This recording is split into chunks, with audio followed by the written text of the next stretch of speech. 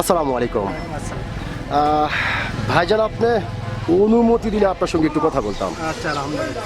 অসংখ্য ধন্যবাদ ভাইজান আপনাকে কথা বলার সুযোগ করে দেওয়ার জন্য।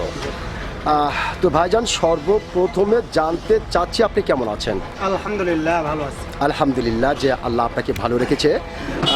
তো ভাইজান, আপনার নামটা জানতে পারি? জি, বলেন তো।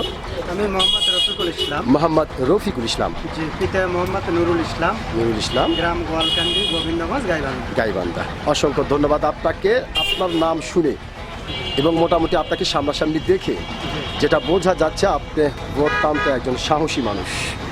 এটা কিন্তু আপনাকে দেখেই বোঝা যাচ্ছে। তো যেহেতু আপনি বাংলাদেশের একজন সাহসী মানুষ এবং বাংলাদেশের একজন সচেতন নাগরিক, সেই ক্ষেত্রে এই বিষয়টি আপনার কাছ থেকে জানতে চাচ্ছি যে আমাদের বাংলাদেশে একটি নির্বাচন হতে চলেছে জি, এবং সেই নির্বাচনকে ঘিরে বাংলাদেশের বিভিন্ন ধরনের মানুষ বিভিন্ন ধরনের কথা বলছে। জি। কেউ বলছে এই নির্বাচন আওয়ামী লীগ ছাড়া জায়েজ হবে না, আবার কেউ বলছে এই নির্বাচন গণতান্ত্রিকভাবে হতে পারে আবার নাও পারে, আবার কেউ বলছে না এই নির্বাচন সুষ্ঠুভাবেই হচ্ছে, গণতান্ত্রিকভাবেই হচ্ছে।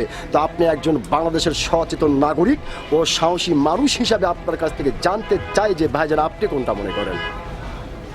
আমি মনে করি যে নির্বাচনটা হচ্ছে, সব দল অংশগ্রহণ হচ্ছে না। যা হচ্ছে আইনের প্রক্রিয়াধীন সে নির্বাচনটা হচ্ছে।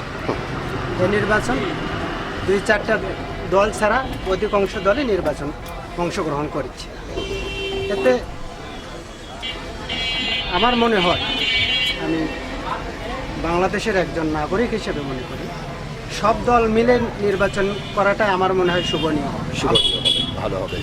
অসংখ্য ধন্যবাদ ভাইজান আপনাকে। আপনি যে সত্যিকারের একজন সাহসী মানুষ, আপনি কিন্তু আপনার সাহসিকতার পরিচয় দিয়েছেন। আপনি বলেছেন যে বাংলাদেশে সবাই মিলে একটি নির্বাচন হলে শুভনীয় হয় অথবা ভালো হয়।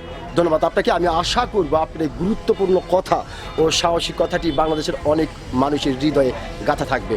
অসংখ্য ধন্যবাদ আপনাকে।